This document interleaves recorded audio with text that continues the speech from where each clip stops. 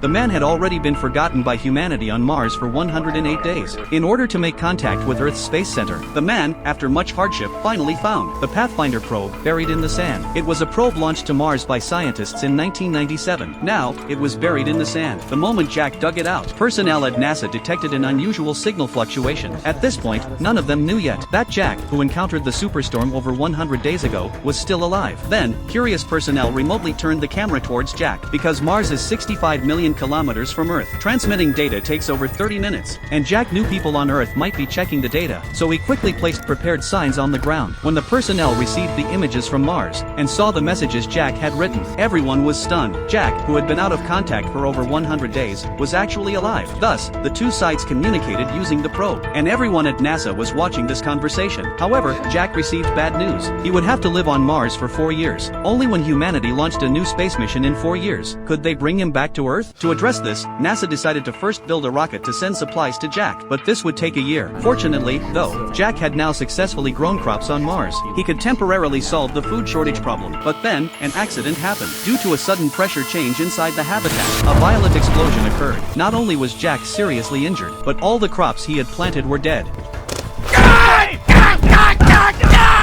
After NASA learned this news, they had to accelerate the rocket's construction schedule. It was even launched without prior testing. However, the rocket hadn't been flying long before it exploded violently in the air. Clearly, NASA's haste led to the failure of the supply mission. If they were to build a new rocket now, Jack would have starved to death long before it was completed. The director responsible for the entire project secretly contacted the astronauts who were currently returning to Earth from Mars. He informed them that Jack was still alive. Upon learning this news, the commander and crew unanimously decided to disobey orders and return to Mars to bring Jack back. But the consequence of doing this could be that all the astronauts would perish in space. Afterwards, through meticulous calculations by scientists, the fuel was insufficient for the spaceship to enter Mars orbit. Therefore, Jack could only use the MAV, Mars Ascent Vehicle, on the ground to reach space. To allow the MAV to break free of Mars gravity, Jack reduced the MAV's weight by 5,000 kilograms. He removed the hatch and the nose cone. Then he covered the opening with a piece of canvas. He would use this stripped-down vehicle to rendezvous with the mothership. However, this was an almost impossible task, because Jack likely wouldn't even make it out of the denser atmosphere before dying from the air resistance. But this was the only way he could leave Mars. The whole world was focused on this event. His teammates arrived back in the skies above Mars, and Jack, riding the rudimentary vehicle,